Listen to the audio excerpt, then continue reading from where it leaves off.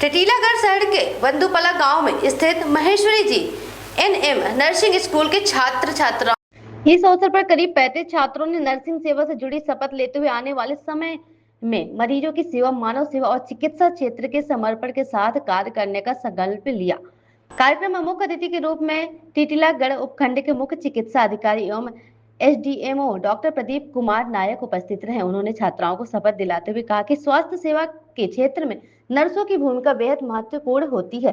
जिले के अस्पतालों तथा स्वास्थ्य केंद्रों में नर्सिंग स्टाफ की कमी के कारण कई तरह की समस्याएं सामने आती है। ऐसे में प्रशिक्षित नर्सों की जरूरत लगातार बढ़ रही है। उन्होंने छात्रों से अपील की है कि वे अपने ज्ञान और प्रशिक्षण का उपयोग करते हुए मरीजों की सेवा को प्राथमिकता दें और अपने भविष्य को भी बेहतर बनाएं। नर्सिंग की पढ़ाई पूरी करने के बाद अस्पतालों, स्वास्थ्य केंद्रों और निजी क्लिनिकों में भी सेवा के अच्छे अवसर प्राप्त हो सकते हैं। इस कार्यक्रम में स्थानीय शिक्षक, संस्था के प्रतिनिधि, कॉलेज प्रबंधक और सामाजिक कार्यकर्ता भी मौजूद रहे। कार्यक्रम के संचालन में संस्थापक के संचालक प्रदीप कुमार मिश्र, निर्देशन रंजीता रानी मिश्र और संस्थापक प्रभाकर मिश्र व विशेष सहयोग रहा। पाइकरी 2024 मसीह ये नर्सिंग इंस्टीट्यूट आरंभ होइए। एठी जो छात्र छात्री माने वर्तमान पाठ पढ़ुचंती, आगामी दिन रे तांकर आय पंथा जहाँ भी थाउ प्रथम रे सेमानकर सेवा मनोवृत्ति रोचे। आमर जो उपखंड और आमर जो एसडीएम सार अच्छन सी भी कहले जे छात्र छात्री माने जाइकरी उपखंड स्तरीय आमर जो हॉस्पिटल अच्छी सेठारे माने अनेक स्वास्थ्य सेवारे सहयोग करुछन। आगामी दिन रे ये माने केवल जो उपखंड रे नहीं टीटीलागढ़ समस्त अंचल केमती आम स्वास्थ्य सेवा जोगेदेमु से उपरे आम सब आम गोटे निर्भर प्रतिश्रुति आम टीटीलागढ़ वासी को आम प्रदान करछु एवं यही छात्र छात्री माने आगामी दिन रे तांकर सेवा स्वास्थ्य क्षेत्र में समस्त को जोगेदेवे आम आशा और विश्वास रखु। धन्यवाद।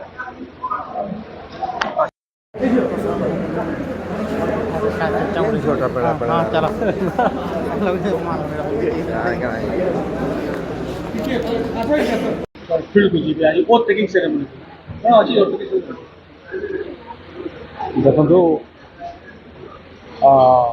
मानव सेवा ही माधव सेवा जहाँकि आज ये Titilagarh Maheshwari institute of health science रे पिलामानकर जो उत्साह थिला से मु अत्यंत खुशी आउ से माने हेल्थ सर्विस एवं फ्रेंडशिप आखि आगे रखिकी से माने निश्चित भाव में शिक्षा अनुष्ठान अग्रणी भूमिका ग्रहण करिवो ओडिसा रे। मु भाबुची से माने जदि से धैर्य से सेवा एवं से सहानुभूति मानव मान प्रति रहे ताहले आम स्वास्थ्य सेवा निहाती भाव में आगू एवं से उत्कर्षित संवर्धना भी पाइबे एवं स्वास्थ्य सेवा आगू नेबा हेले सेवा से नियोजित करने को पड़ो आउ से अधिक परिश्रम करने को पड़ो, कौशल शिखा पड़ो जो कौशल कि स्वास्थ्य सेवा अत्यंत जरूरी। निश्चित भाव में स्वास्थ्य सेवा उपकृत हेब कारण आप जानते जे सब बेले आमर स्वास्थ्य सेवार कर्मचारी अभाव रोचे तेणु ये मैंने जब आम एसडी हॉस्पिटल टीटीलागढ़ को ट्रेनिंग पाई जिबे तथा से प्रैक्टिकल करेंगे ताहले निश्चित भाव में आम उपकृत हेबु।